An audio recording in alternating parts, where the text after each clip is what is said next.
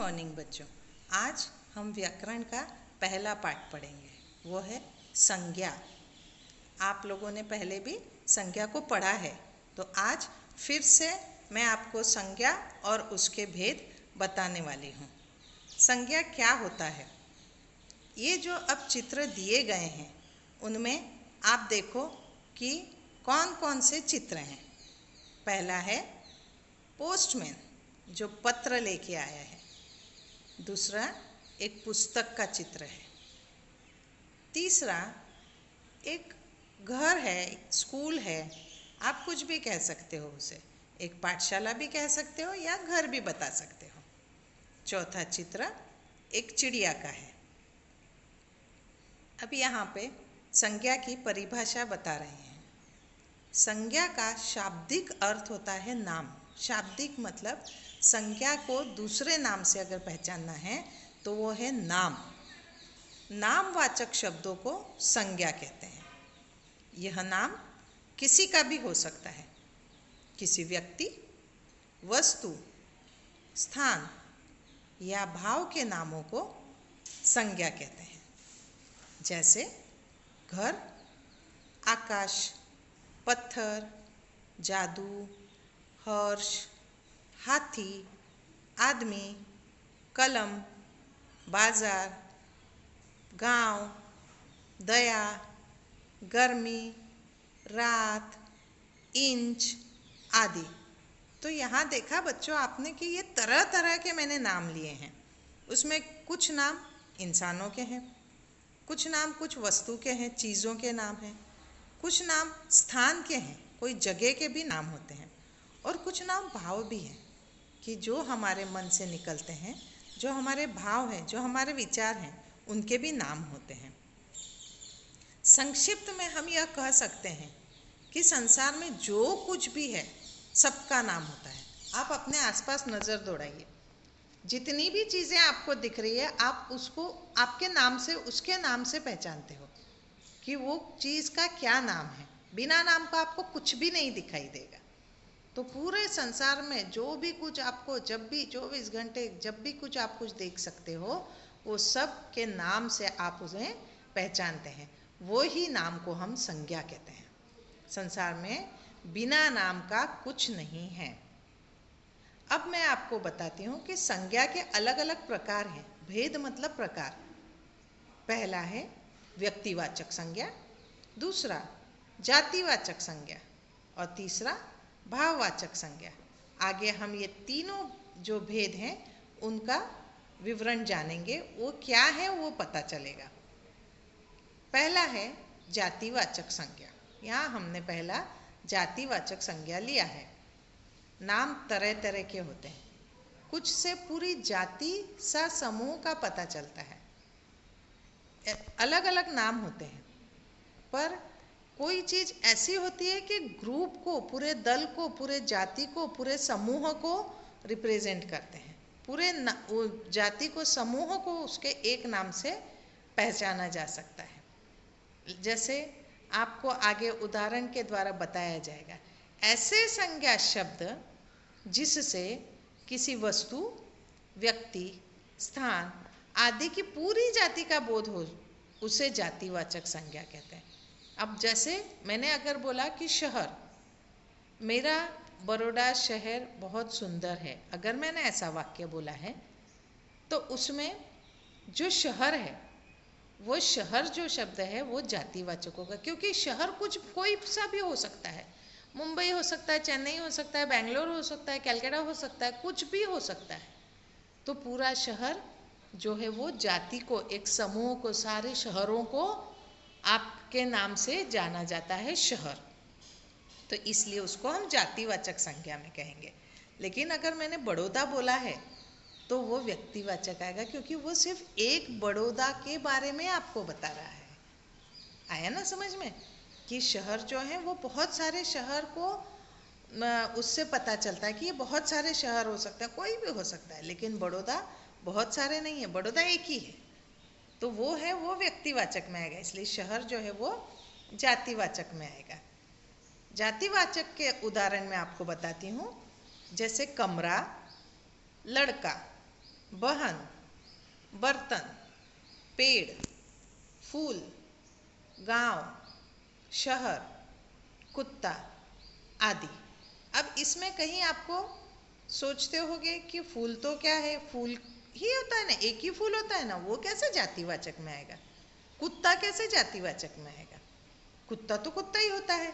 नहीं, जो कुत्ता है वो पूरे जाति, कुत्ते जाति की पहचान है। अगर हम वहाँ बोलेंगे भूरा कुत्ता, टॉमी कुत्ता, तो वो जो है वो व्यक्तिवाचक में आएगा। लेकिन सिर्फ अगर कुत्ता बताया गया है तो वो पूरे कुत्ते जाति को रिप्रेजेंट करता है, उनके पूरे कुत्ते जाति की वो पहचान है, उसका स्वाभाविक गुण पता चलता है, इसलिए उसे बदला नहीं जा सकता है। जातिवाचक जो है संज्ञा है उसका स्वाभाविक गुण पता चलता है, इसलिए उसे बदला नहीं जा सकता। गांव को शहर या शहर को गांव नहीं कहा जा सकता। केवल नदी या पर्वत कहने से किसी भी नदी या पर्वत का बोध होता है। नदी, बहुत सारी नदियां हैं, गंगा है, यमुना है, नर्मदा है, बहुत सारी नदी आप कह सकते हो। पर्वत है, बहुत सारे पर्वत आप अपने अलग अलग नाम से कह सकते हो, लेकिन अगर पर्वत बोला है तो वो पूरे पर्वत जाति को की पहचान है। परंतु यदि गंगा नदी या हिमालय पर्वत कहने से विशेष नदी या पर्वत का पता चलता है। इसी तरह चेतक और जटायु कहने से विशेष घोड़े और गिद्ध का पता चलता है। अगर हम घोड़े बोलेंगे तो वो जातिवाचक संज्ञा में आएगा, लेकिन मैंने अगर बोला कि चेतक घोड़ा तो वो फिर जातिवाचक संज्ञा में नहीं आएगा। और इसी तरह जटायु, अगर मैं गिद्ध बोलती हूँ तो सारे गिद्ध उसमें आ जाते हैं, लेकिन जटायु एक जटायु था तो वो एक अलग व्यक्तिवाचक संज्ञा में आएगा, जाति में वाचक में नहीं आएगा। तो यहाँ बच्चों आपने समझ लिया होगा कि जातिवाचक संज्ञा मतलब पूरी जाति को का बोध कराता है। उसके बाद में आती है व्यक्तिवाचक संज्ञा। जो जातिवाचक संज्ञा के समय मैंने काफ़ी जगह आपको बताया उदाहरण में कि अगर हम पर्वत बोलते हैं तो वो जातिवाचक संज्ञा है, लेकिन अगर हिमालय पर्वत बोलते हैं तो वो एक है तो वो व्यक्तिवाचक संज्ञा होगा। जिस संज्ञा शब्द से किसी खास वस्तु, व्यक्ति, स्थान आदि का बोध होता है उसे व्यक्तिवाचक संज्ञा कहते हैं। जैसे गंगा, हिमालय, सौरभ, दिल्ली आदि। अब यहाँ पे मैंने आपको बताया है कि जातिवाचक संज्ञा अलग है और व्यक्तिवाचक संज्ञा अलग है। जैसे मैंने आपको बताया शहर, कोई भी शहर हो सकता है तो वो जातिवाचक में आएगा। लेकिन अगर मैंने एक शहर का नाम लिख दिया उसकी जगह, यहाँ मैंने बड़ौदा लिख दिया, यहाँ मुंबई आ सकता है, यहाँ अमेरिका आ सकता है, तो वो एक खास शहर हो गया, तो या खास देश हो गया, तो वो जो है वो व्यक्तिवाचक में आएगा। देश, कोई भी देश, अमेरिका हो, पाकिस्तान हो, ब्रिटेन हो, फ्रांस हो, कुछ भी हो, तो वो सब जो चीज़ें हैं वो एक देश में आती है। लेकिन भारत अगर मैंने नाम लिया है तो वह व्यक्तिवाचक में आएगा।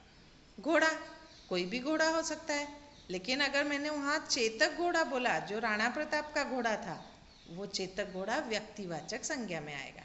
गाय, कोई भी गाय हो सकती है, भूरी गाय हो सकती है, सफ़ेद गाय हो सकती है, कोई भी गाय के लिए आप बोल सकते हो, लेकिन गाय बोला है तो वो सारी गायों के जाति को प्रकट करता है नाम, इसलिए वो जातिवाचक है। लेकिन यहाँ अगर कामधेनु, कोई गाय विशेष है जो कामधेनु है, उसको व्यक्तिवाचक संज्ञा में बोला जाएगा।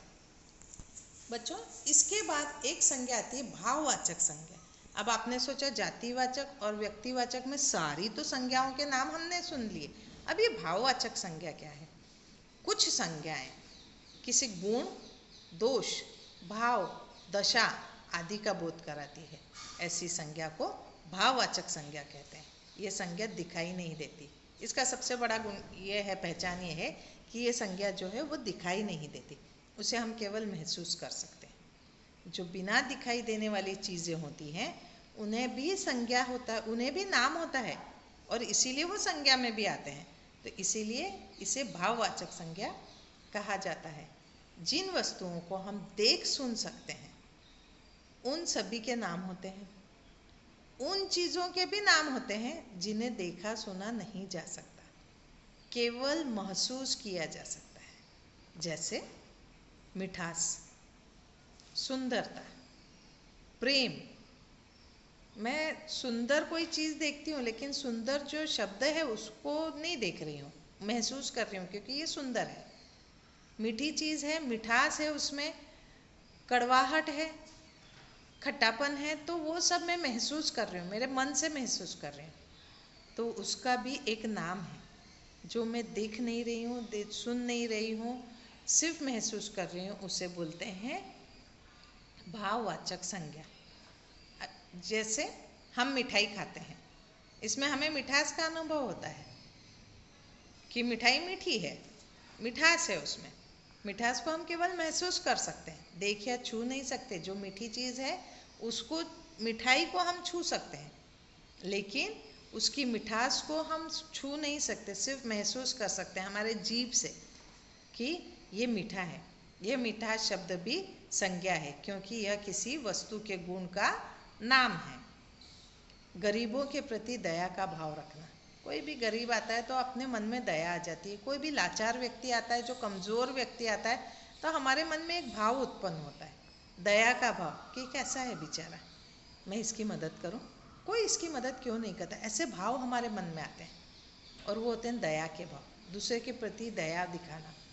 और ये जो दया का भाव है, जो दिखाई नहीं देता है, मेरे मन में है, अंदर है, सिर्फ उसको मैं महसूस कर रही हूँ, उसको हाथ भी नहीं लगा रही हूँ कि मन से, हाथ से निकाल लिया मन से बाहर, नहीं, मैं सिर्फ महसूस कर रही हूँ, उसे छू नहीं सकती, उसे देख नहीं सकती, पर यह एक संज्ञा है, क्योंकि वो मेरे भाव का नाम है।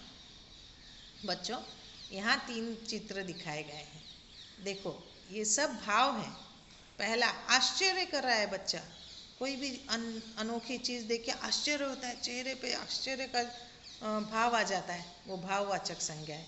क्रोध, बहुत गुस्सा आता है, बुरी चीज़ देखने से हम एकदम क्रोधित हो जाते हैं, तो मैं क्या हुई, मुझे क्या आया, क्रोध आया, नाम है, मेरे मन से भाव निकला है क्रोध का, तो वो क्रोध मेरे भाव का नाम है। प्रसन्नता, मैं खुश हूँ, हमेशा खुश रहती हूँ, मैं आज बहुत प्रसन्न हूँ, आज मेरा रिजल्ट आया, बहुत अच्छे अंक आए, माता पिता प्रसन्न हुए, तो प्रसन्न क्या है, एक शब्द है, एक नाम है उनके भाव का, माता पिता के भाव का। तो इस तरह बच्चों, आपने देखा कि संज्ञा, दुनिया में सारी चीज़ें हैं जो बिना नाम के हो ही नहीं सकती, और सबका कुछ ना कुछ नाम है, चाहे वो चीज़ों को हम देख सकें, चाहे उन्हें हम छू सकें, चाहे हम उसे महसूस कर सकें, तो वो सब संज्ञा होती है। संज्ञा के 3 प्रकार होते हैं, जातिवाचक संज्ञा, जो पूरी जाति को बताता है, व्यक्तिवाचक संज्ञा, जो किसी एक विशेष चीज़ को ही बताता है, उसको व्यक्तिवाचक संज्ञा, और भाव, जिसे हम देख नहीं सकते, छू नहीं सकते, सिर्फ महसूस कर सकते हैं, उसे हम भाववाचक संज्ञा कहते हैं। धन्यवाद।